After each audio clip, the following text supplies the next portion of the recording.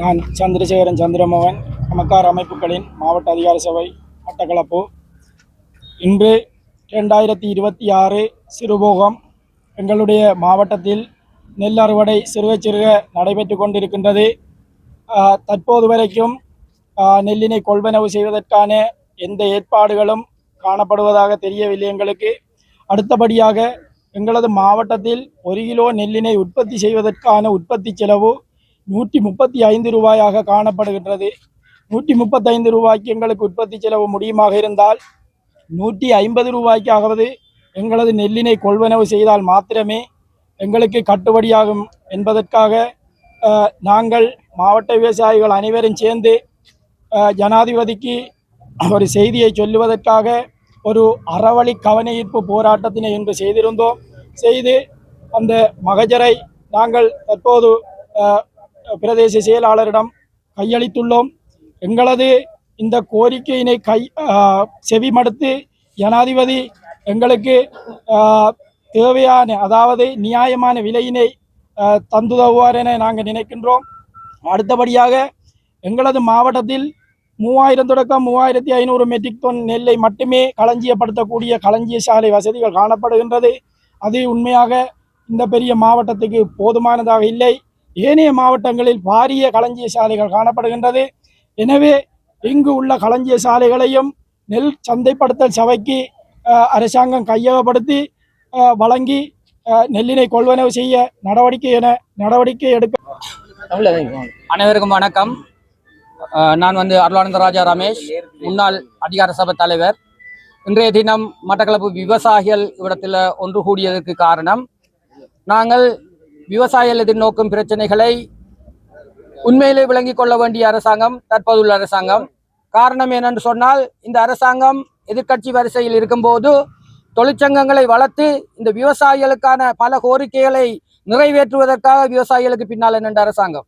ஆனால் இன்றைக்கு ஆட்சியில் அமர்ந்த பிறகு பல உரமானியத்திலிருந்து பல விகிதமான நன்மைகளை எங்களுக்கு அளித்திருந்தாலும், 50 வீத உரமானியத்தை எங்களுக்கு மேலதிகமாக அதிகரித்திருந்தாலும், இறக்குமதி செய்யும் உரத்தை 5000 ரூபா குறைந்த விலையில் தந்தாலும் வெளிச்சந்தையில் இன்றைக்கு 18000 ரூபா இந்த உரம் போகின்றது. ஆனால் நெல்லிட விலை இன்றைய நிலை உடன்பட்டு நிலை 4500 ரூபா செல்வது கவலை அளிக்கின்றது.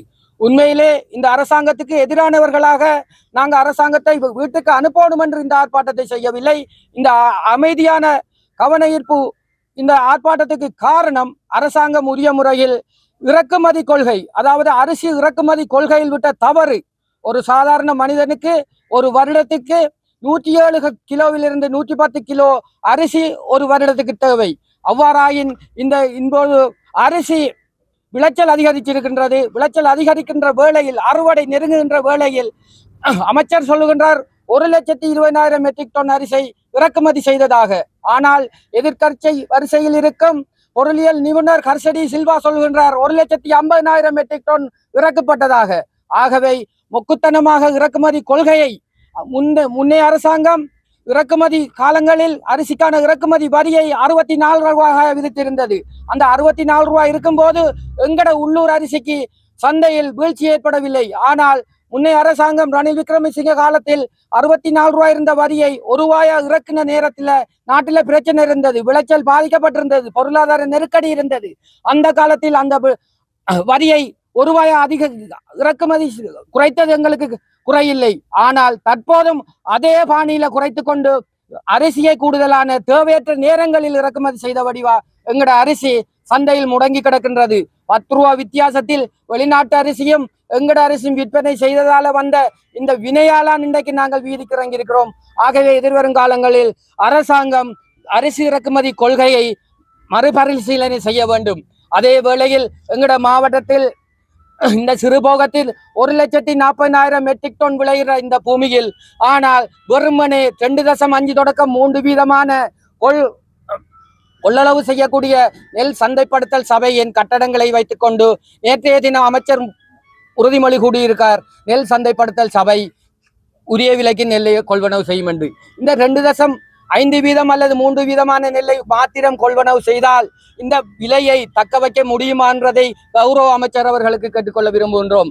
பல மில்லியன் பல கோடிகள் செலவழித்து பல அபிவிருத்தியை செய்யும் இந்த அரசாங்கம் பாரமெடுத்தவுடன் எதிர்கட்சி வரிசையில் இருந்து விவசாயிகளுக்காக குரல் கொடுத்த அரசாங்கமாக இருந்தால் முதல் செய்திருக்க வேண்டும். நெல் சந்தைப்படுத்தல் சபையின் வளங்களை அதிகரித்திருக்க வேண்டும். இரண்டாவதாக இறக்குமதி கொள்கையை மாற்றி அமைத்திருக்க வேண்டும். ஆகவே அரசாங்கம் எங்களுக்கு எவ்வளவுதான் மானியங்களை தந்தாலும் எங்கட உற்பத்தி செலவு அதிகரிக்கப்பட்டுள்ளது. எங்கட எரிபொருள் ஜனவரி மாதம் முதல் இன்று வரை 35 வீதத்தால் அதிகரிக்கப்பட்டுள்ளது. ஒரு வேலையாள் ஒரு கூலியாளுக்கு நாங்கள் எடுக்கிற சாப்பாடு 300 ரூபாய்க்கு எடுத்த சாப்பாடு இன்றைக்கு 400-450 ரூபாய்க்கு எடுக்க வேண்டி இருக்கிறதால பானுக்கு விலை அதிகரிக்குது, மேசிக்கு விலை கூடுனால் முட்டைக்கு இறைச்சிக்கு விலை அதிகரிக்குது. ஏன் 100 ரூபாய் கிலோ வித்த இன்றைக்கு தக்காளி 800 ரூபாய்க்கு விற்கக்குள்ளை அதுக்கெல்லாம் அதிகரிக்க முடியும் என்றால் ஏன் 7 பேர் 8 பேர் சாப்பிட்ற 1 கிலோ அரிசிக்கு விலையை அதிகரிக்கலாம் என்பதை இந்த அரசு. வணக்கம். இன்று நாங்கள் மட்டக்களப்பு மாவட்ட விவசாயிகள் சொல்லொன்னா துயரங்களை எதிர்நோக்கி எமது பிரச்சனைகளை வெளிக்கொணர்வதற்காக ஒரு ஆர்ப்பாட்டத்தினை காந்தி பூங்காவில் இருந்து பிரதேச செயலகம் நோக்கி எமது மகஜரினை சமர்ப்பித்துள்ளோம். கௌரவ ஜனாதிபதி அவர்களின் செயற்பாடுகளை நாங்கள் வரவேற்கிறோம். உண்மையிலே அவர் போதைப் பொருளுக்கு எதிரான செயற்பாடுகள், ஊழலுக்கு எதிரான செயற்பாடுகள் மற்றும் ஏனைய செயற்பாடுகளை நாங்கள் கௌரவ ஜனாதிபதி அவர்களோட செயற்பாடை நாங்கள் வரவேற்கிறோம்.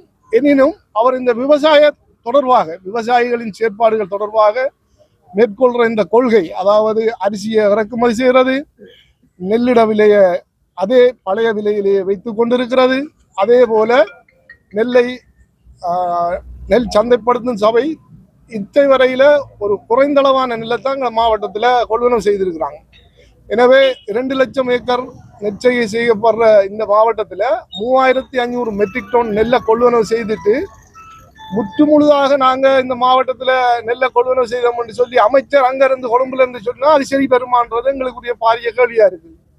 எனவே இப்படியான நாடகமான அரசியல்களை விடுத்து உண்மையாக இந்த விவசாயிகள் இன்றைக்கு யூரியா ஒரு பேக் 20,000 ரூபா, 1 கிலோ யூரியா 400 ரூபா, 1 லிட்டர் டீசல் 500 ரூபா, ஒரு எண்ணெய் போத்தல் 30,000 ரூபா. அப்போ இதெல்லாம் இப்படி விலை கூட இருக்கக்குள்ள 1 கிலோ நெல் 120 ரூபாய்க்கு வாங்குறதுக்கு ஆள் இல்லாம இருக்குது. இன்றைக்கு 80 ரூபாய்க்கு விற்கிறதுக்கும் இன்றைக்கு இந்த மாவட்டத்தில் ஆள் இல்லாம இருக்குது. அப்போ ஏன் நாங்கள் இந்த விவசாயிகள் இந்த விவசாயத்தை இங்கே மேற்கொள்ள போறோம்? நாங்கள் எதிர்வரும் போகத்தில் நாங்கள் தயவாக சொல்லிக் கொள்றோம். எதிர்வரும் பெரும்போகத்தில் இந்த விவசாயிகள் யாரும் விவசாய நடவடிக்கை இதே மாதிரி போக மாட்டோம், விவசாய நடவடிக்கைகள் ஈடுபட மாட்டோம் என்றதையும் இந்த அரசாங்கத்துக்கு ஆணித்தரமாக ஒட்டுமொத்த விவசாயிகள் சார்பில் நாங்கள் தெரிவித்துக் கொள்கிறோம்.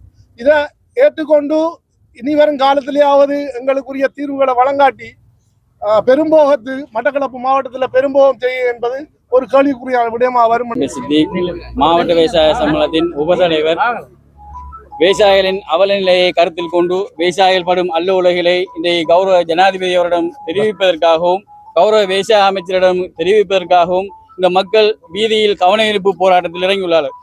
ஏன்னு சொன்னால் விவசாயிகளுடைய நிலைமை எந்த அளவுக்கு ஆக்கப்பட்டுள்ளது என்று சொன்னால் 1 கிலோ பச்சை நெல் 75 ரூபாய்க்கு இன்றைக்கு கொள்வனவு செய்யப்படுது. ஒரு விவசாயி உண்மையிலே 1 கிலோ கீரி மீன் வாங்கி ஆக்கிரையா இருந்தால் 20 கிலோ பச்சை நெல்லை விற்க வேண்டும். 1,500 ரூபாய் கீரி மீனின் விலை. 75 ரூபா வீதம் 20 கிலோ பச்சை நெல்லை வித்தால்